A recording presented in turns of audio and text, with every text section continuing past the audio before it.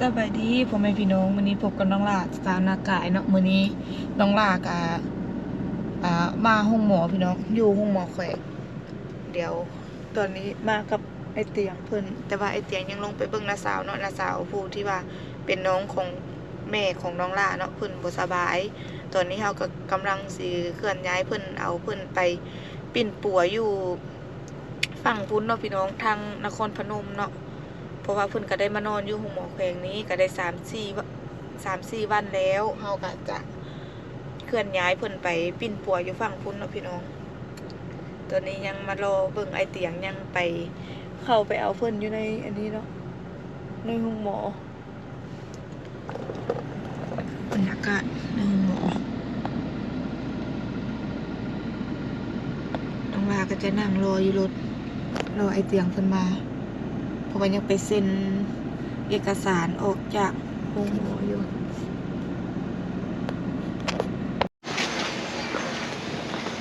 บนเตียงยังเอารถไปเมียนเดี๋ยวเราลงก่อน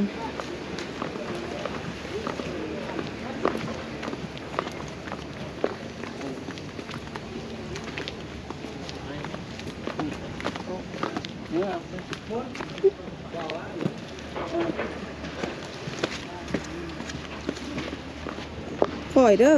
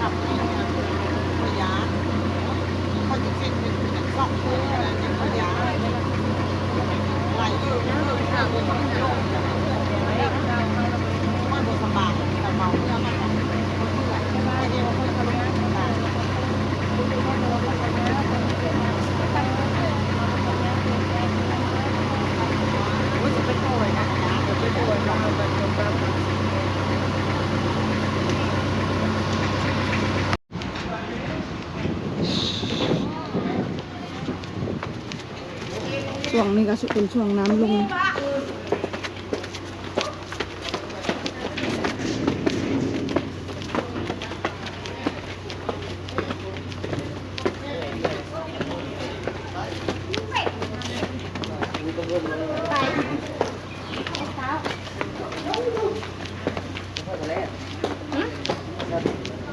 แล้วไปนั่งดู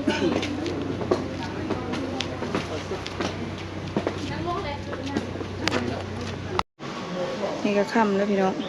เบาเตียงค่ำเพิ่นก็ได้กลับแล้วเนาะยังแต่เฮากับน้าสาวแล้วก็ลูกสาวลาเพิ่นผู้นึงคนนี้ก็ยังบ่ทันได้กินข้าวกินน้ำเนาะรอผ่าตัดเพราะว่าเสพบนตีนท่านมันเน่าเนาะน้าสาวน่าจะบ่มีอย่างดอกอันอื่นเนาะแล้วอันนี้เราก็ได้เมื่อแล้วขอเข้าไปเสียบออกซิเจนหน่อยค่ะต้นป้าตีนตัวมันเน่าแบบมีกลิ่นเหม็นเลย คนไข้นอนหงายหน่อย นอนหงายขึ้นนะสาว นุ่งสิ้นขึ้นถ้าถึงจกเจือไหมสิ้นโบได้ไม่ขึ้นก้นเลยค่ะนะข้างก้นนะเอาขึ้นของเราดีๆแม่มัดจกเจือไหม เราบอกให้ปลุกเราก่อนจะได้ บ่ได้พกเอาบ่ได้มัดถุงจกเจือเลย ตกแรงมาแล้วพี่น้องเฮาก็จะออกไปหาซื้อข้าวซื้อกับข้าวเดี๋ยวเขาคิดกินหานปะละสาดมันคิดแล้วหานขายสาดนี่สาดเอามาผัดขาวผัดลักสาดเฮา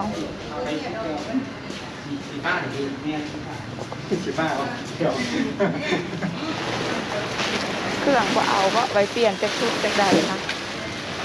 หรือว่าอันนั้นบอกฮะดูแล้วเลยหมอนเมนบ่มีแล้ว หมอนมีอยู่ครับ ได้ศาสตร์ค่ะ ขาดอันนี้ครับเอา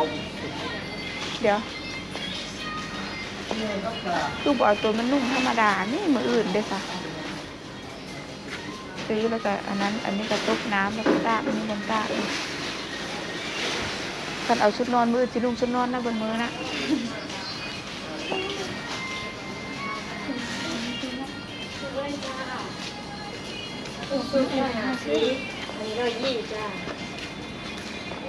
เอาเดี๋ยวไปซื้อข้าวกันเนาะเกียบปิดแล้วบ่นี่จ้าเอาพิซซ่าศาสตร์ตัวน้อยมีบ่ตัวอย่างไม่ได้นะไม่ได้เลยอันใดนึง เอาตัวร้อยนึงหมอนนี่บ่ นี่จ้ะหมอนอยู่ฝั่งเลยบ่อยู่ฝั่ง ได้ส่ง ใช้ แต่หมออยู่ตรงนี้เนาะ บ่มีพูดละ เขาจะป่วย หน่วยจักบาทจ้ะเอาหน่วยเดียว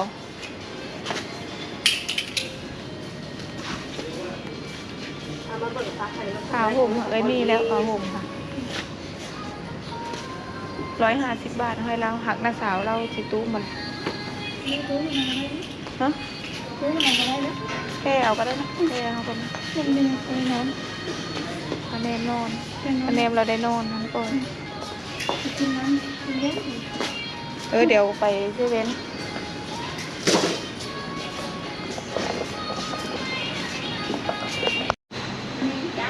มาซื้อที่นอนพี่น้องมาซื้อศาสตร์เนาะ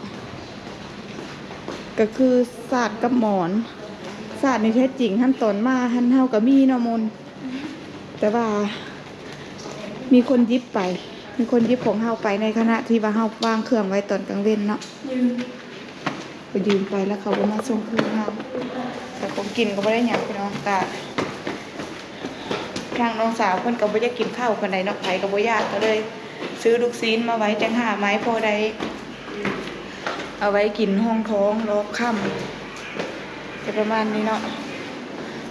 กันยางขึ้นมาเฮาชั้นเทิงละชั้น2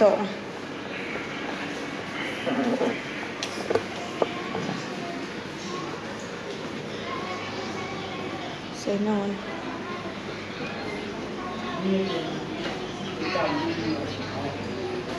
จะนอนเป็นมาใส่เรือสมพอเราได้ยินเสียงคนหัวเงินหัวอยู่ดีคนมาใส่ดุดแล้วนะสาวมาใส่ตอนเช้าลงไปครับปะไปเก็บดูมันเอาหมอนไว้ก่อนไก่บะแข็งไก่บะไก่บัดที่ห้องซีนอนนะจ้าหายซีนอนตรงนี้หรือได้ปะถูกคือปะ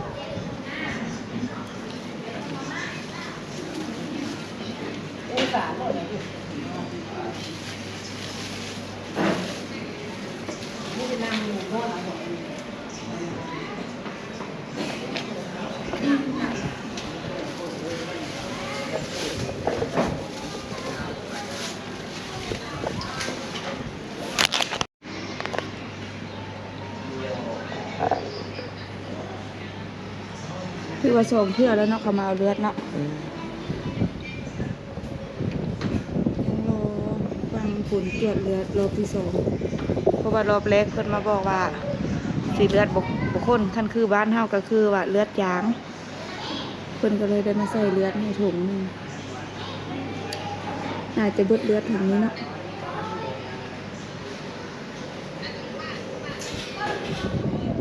บ่ได้เมื่อยบ่ได้หยังติ เมื่อก็เมื่อชมบริกินนั่นแหละ เมื่อยแล้วเมื่อยธรรมดาคืออยู่บ้านเฮาหั่นเนาะอ่า ข้าวบริกินน้ำบริกินเนาะ ถ้าอดเอา อืม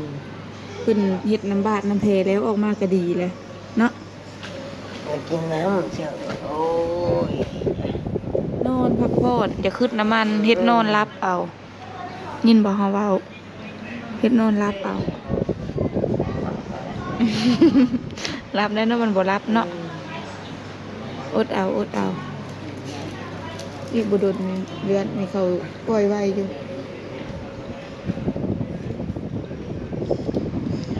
สู้เนาะ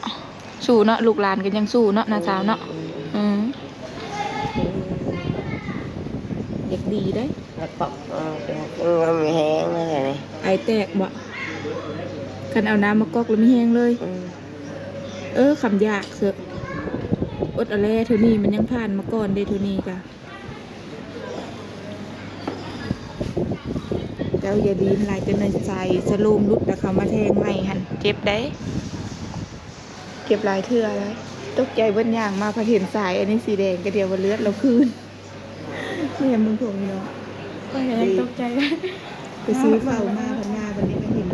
มาเราไม่ได้สังเกตเบิ้งสายนั่นไม่ได้สังเกตเบิ้งถุง ทางถึงบ่ได้ทาง เบิ่งแต่สาย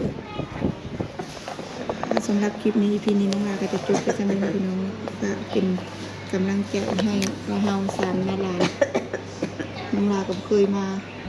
อันนี้ก็บ่เคยมาเดี๋ยวสิจกคออีกนะคะบ่มีถุงยางเด้อ บ่ออกล่ะ ออกนั่นบ่ได้กินเนี่ยก็เพราะเราเป็น